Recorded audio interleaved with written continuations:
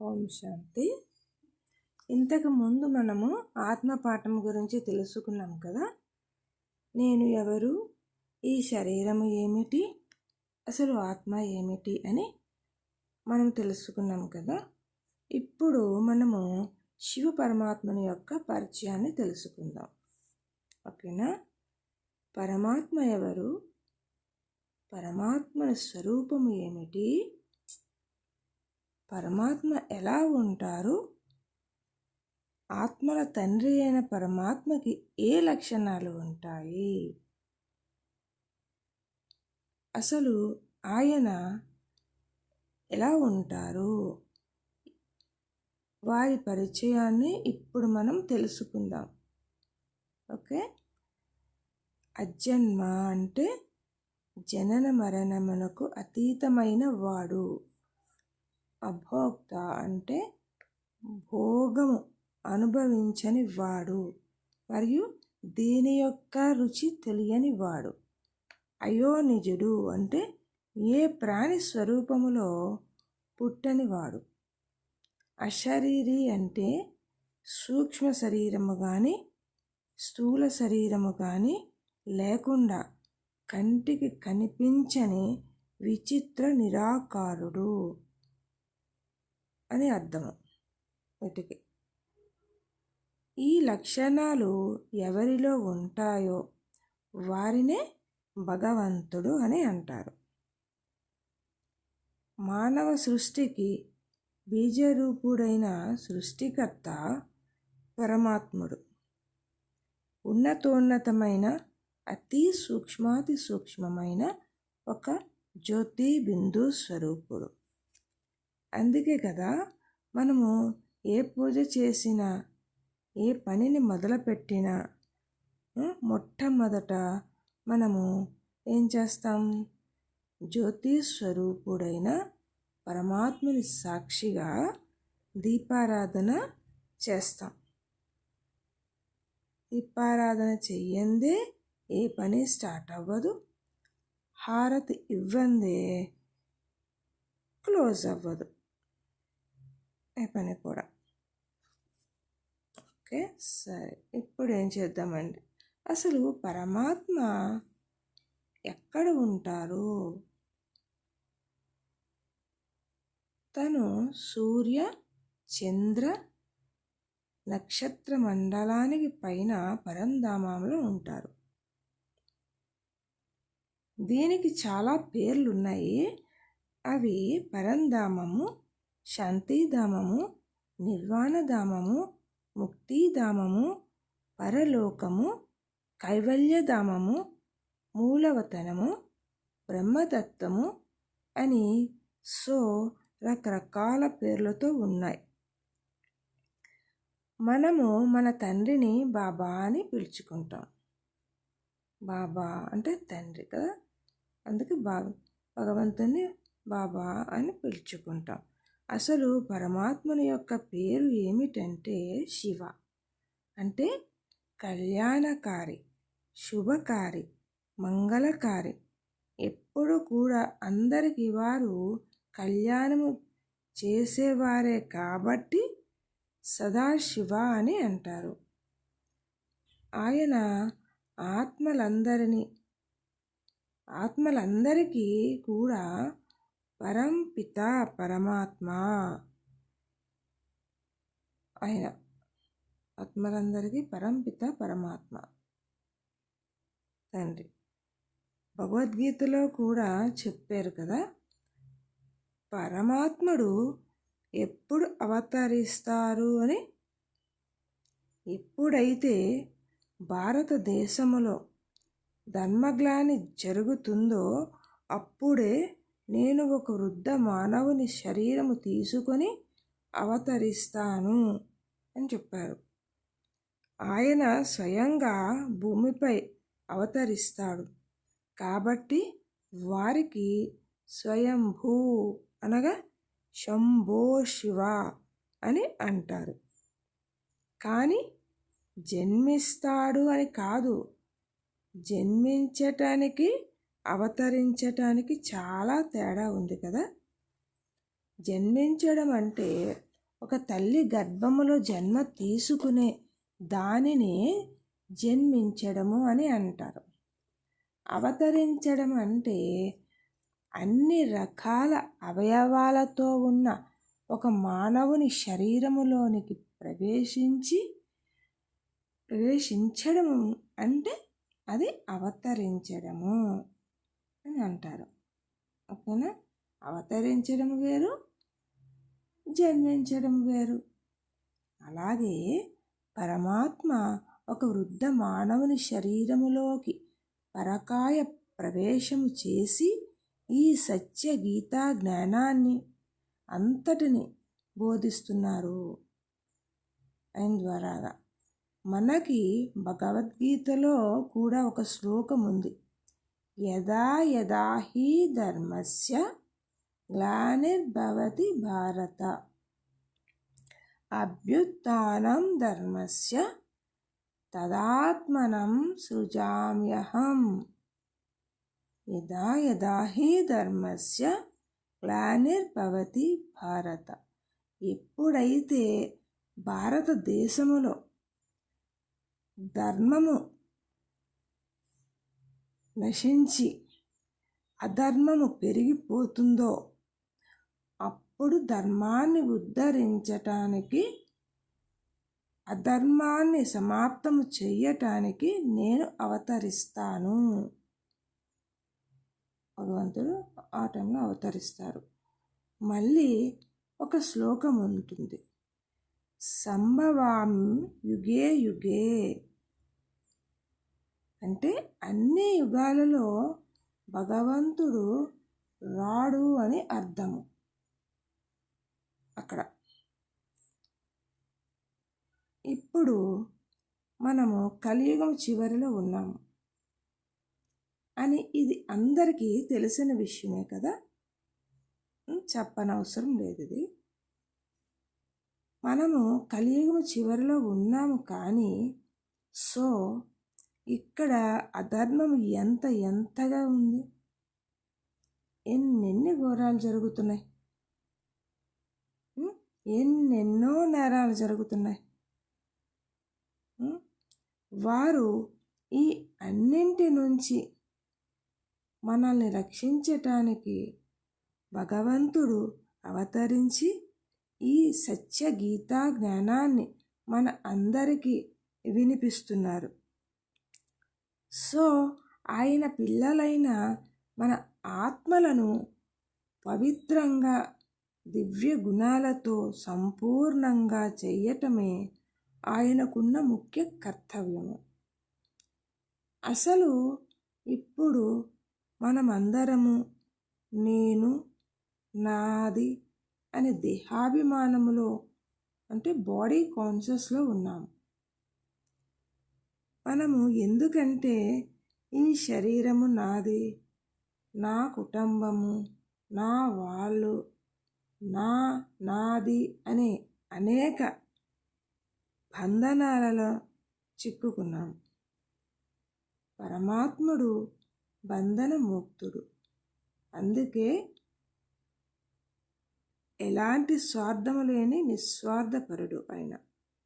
న్యాయాధికారి మరియు అందరికీ ఒకే రకంగా మంచి దివ్య గుణాలను నేర్పిస్తారు. అందరినీ కూడా సమతుల్య భావముతో చూస్తారు. అందరి పట్ల ఒకేలాగా ఉంటారు కదా భగవంతుడు అనేది. భగవంతుడికి మనకి తేడా అంటే అలాగ, లేకపోతే భగవంతుడు అలాగుంటారు కాబట్టి ఆయన భగవంతుడు అని అంటారు. ఆయన పాత్ర ఉన్నప్పుడే జ్ఞానాన్ని వినిపించటము, ధర్మాన్ని స్థాపించటము, ప్రతి ఒక్కరిని సన్మార్గములోకి తీసుకువెళ్ళటము ఆయన పాత్ర. తీసుకువెళ్తారు. ఆయన పాత్ర అయిపోతే మళ్ళీ తిరిగి శాంతిధామంలోకి వెళ్ళిపోతారు. శాశ్వతంగా అక్కడే ఉంటారు. ఆయన నివాస స్థానము కదా, పరంధామమైన శాంతిధామం అన్నీ ఒకటే కాబట్టి అక్కడికి వెళ్ళిపోయి నివాస స్థానంలోకి వెళ్ళిపోతారు. కేవలము ఆయన పాత్ర ఉన్నప్పుడు మాత్రమే భూమిపైకి అవతరించి కల్పములో ఒక్కసారి మాత్రమే వస్తారు. ఈ డ్రామా వీల్ అంటారు కదా, మొత్తము 5,000 సంవత్సరములలో ఈ చక్రము మొత్తములో ఒక్కసారి మాత్రమే గ్లాని జరుగుతుంది. మొత్తం కల్పంలో ఒక్కసారి కదా గ్లాని జరుగుతుంది. అది ఎప్పుడు కలియుగం చివరిలో. అంటే సత్య త్రేత యుగాలలో మనము చాలా చాలా పవిత్రమైన శరీరాలతో సతోగా నిరోగిగా ఉంటూ బంగారు మహలలో మరియు తరగని ఖజానాలతో 21 జన్మల సుఖశాంతులతో అనుభవిస్తాము. కానీ ద్వాపర యుగము నుంచి నెమ్మదిగా డౌన్ఫాల్ అనేది ఎక్కువగా జరుగుతుంది. కలియుగము చివరిలోని మాత్రము చాలా అంటే పీక్ స్టేజ్లోకి వెళ్ళిపోతాం. ఇంకా కలియుగం చివరిలో చాలా ఇంకా చెప్పాలన్నమాట, అంత వికారాలతో మునిగిపోతాం. మనలో ఉన్న రావణుడి వికారాలుగా ఉండి చాలా ఇదిగా ఉంటాం అన్నమాట ఆ కలియుగం చివరిలో. అప్పుడే భగవంతుడు అవతరిస్తారు, వచ్చి మనకి ఈ గీతా జ్ఞానాన్ని ప్రతి ఒక్కరికి అందిస్తారు. అందించి మనల్ని పవిత్రంగా చేసి ఆయన పాత్ర ఆయన పోషించేసి తిరిగి మన అందరినీ కూడా తనతో పాటుగా తీసుకువెళ్తారు. ఎక్కడికి? పరంధామానికి. పవిత్రంగా అయితేనే కదా పరంధామకు వెళ్ళగలము, లేకపోతే వెళ్ళలేము కదా. మధ్యలో చాలా ఇది అవ్వాలి, అనుభవించాలి, ధర్మరాజుతో శిక్షలు అనుభవించాలి. అందుకే మనం ఎప్పుడైతే పవిత్రంగా అవుతామో అప్పుడే మనం అక్కడికి వెళ్ళగలము, పరంధామకు. అందుకు మన అందరిని ఇలా తయారు చేసి ఆయన భూమిపైకి వచ్చి మనల్ని ఇలా తయారు చేసి అప్పుడు మనల్ని అతనితో పాటుగా తీసుకువెళ్తారు అక్కడికి. అసలు పరంపిత పరమాత్మ సర్వ ఆత్మలకు తండ్రి.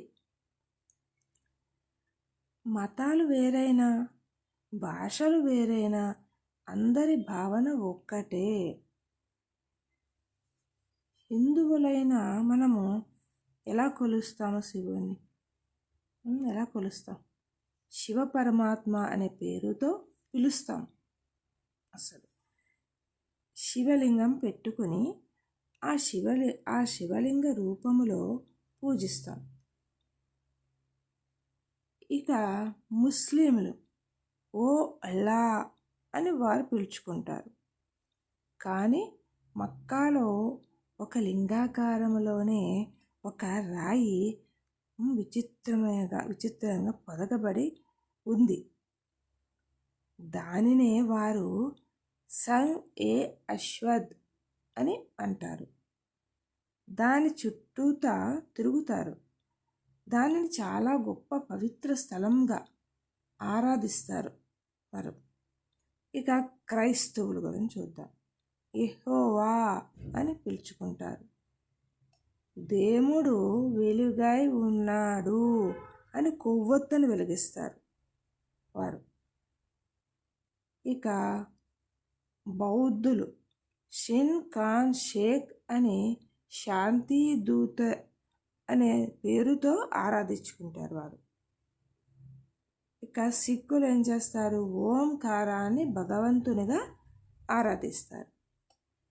దీనిని బట్టి చూస్తే ఏ ధర్మాలు వారికైనా నిరాకారుడు ఒక్కటే అని తెలుస్తుంది కదా.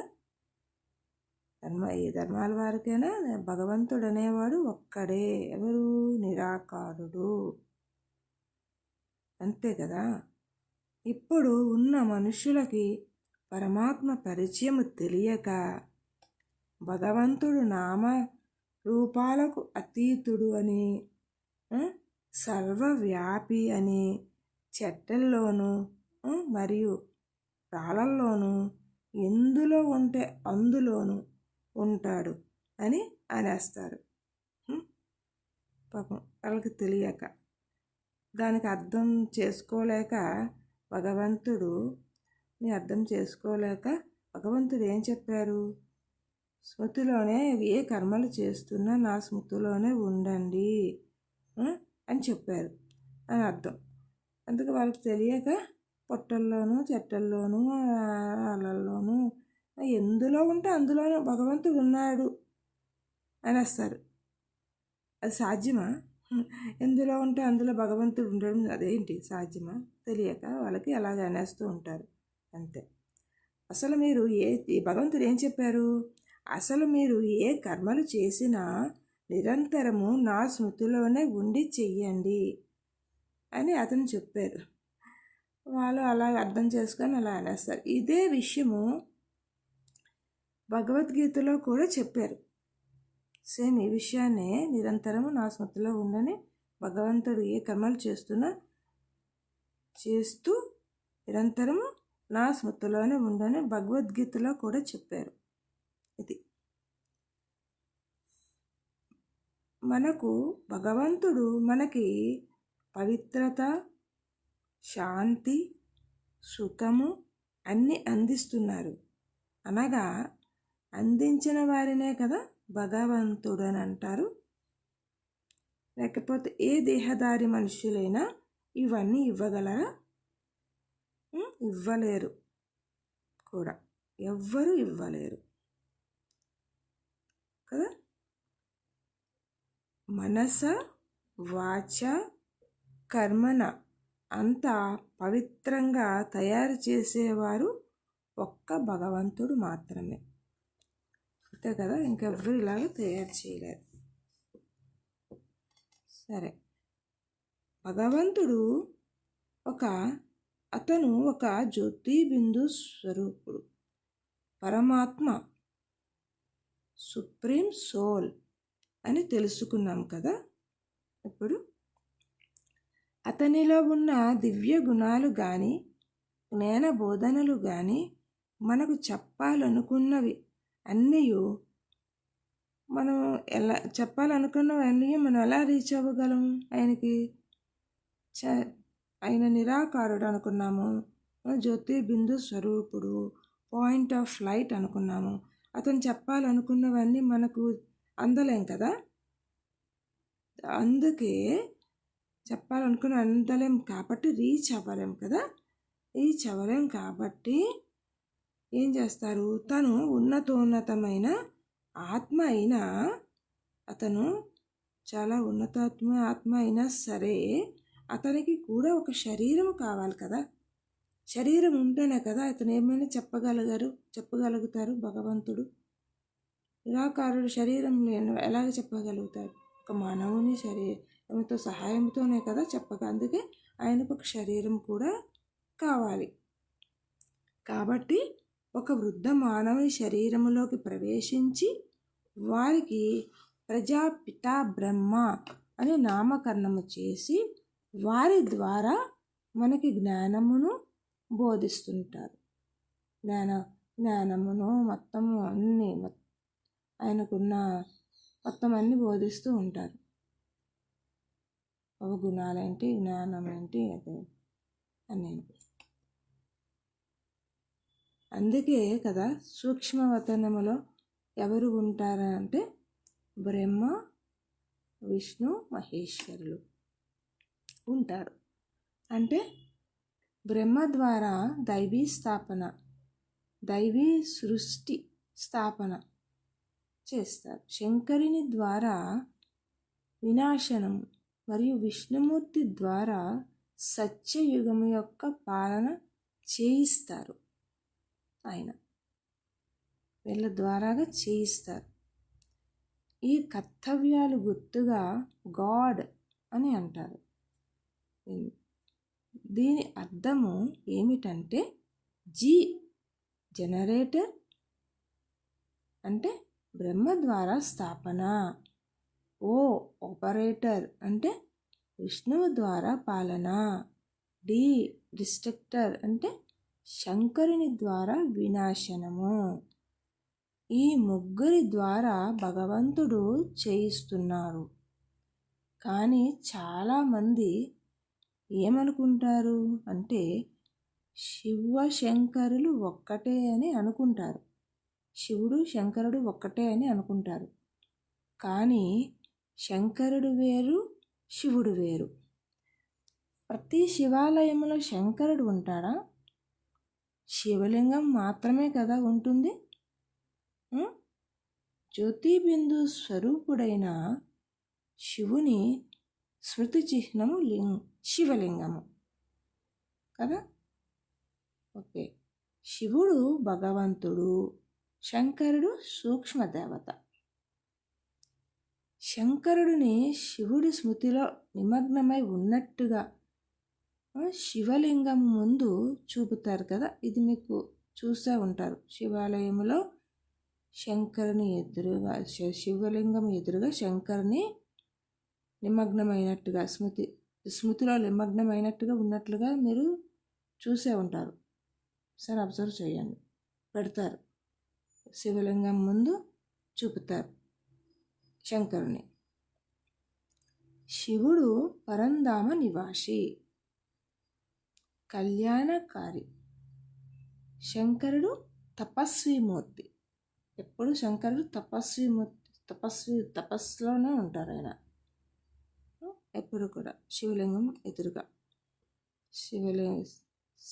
శంకరుడు శివునికి తపస్సులో ఉంటారు ఎదురుగాను. ఇంకా శంకరుని మెడలో పామును చూపిస్తారు. అది విష సర్పము కదా. అంటే మనలో ఉన్న ఈ పంచవికారాలను మన కంట్రోల్లో పెట్టుకోవటము. అంటే మనలో ఉన్న ఈ పంచవికారాలు కామ, క్రోధ, మోహ, లోభ, అహంకారము, ఈ 5 వికారాలు ఉన్నాయి మనలో. ఇంకా శంకరుడికి పులి చర్మము చూపిస్తారు.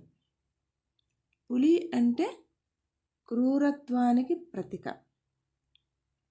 అటువంటి క్రూరత్వాన్ని కూడా అతని స్వాధీనములో ఉంచుకున్నారు శంకరుడు. వాడు శంకరుడు అని అంటారు. ఇంకా శంకరుడు తలపై నుంచి గంగ పొంగుతున్నట్లు చూపిస్తారు. ఒకసారి శంకరుడు ఫోటో చూసి ఇవన్నీ మీకు తెలుస్తాయి. చూడండి, దానికి మీనింగ్స్ అవన్నీ నేను దానికి ఏంటి దేనికి చూపిస్తారు. గంగ అంటే జ్ఞానగంగ. భగవంతుడు ఏ జ్ఞానాన్ని అయితే మనకు వినిపిస్తారో అది విశ్వములో ఉన్న సర్వ ఆత్మలకు ఆ జ్ఞానాన్ని వినిపించాలి. మనం కూడా ఇవ్వాలి, తెలియపరచాలి. అలాగే సర్వ ఆత్మలకు పరమాత్మని యొక్క పరిచయాన్ని కూడా అందించాలి అని అర్థం అన్నమాట. గంగకి పొంగుతున్నట్టు చూపిస్తారు. దానికి అర్థము ఇది, జ్ఞానగంగ. గంగ అంటే నీరు పొంగుతున్న చూపిస్తారు కదా, అది జ్ఞానగంగ అంటారు దాన్ని. ఇక మెయిన్ ముఖ్యమైనది శంకరుని 3వ కన్ను చూపిస్తారు. అంటే 3వ కన్ను తెరిస్తే ప్రపంచమంతా భస్మం అయిపోతుంది అని అంటారు. తెలియక జ్ఞానం అనే 3వ నేత్రము తెరవండి.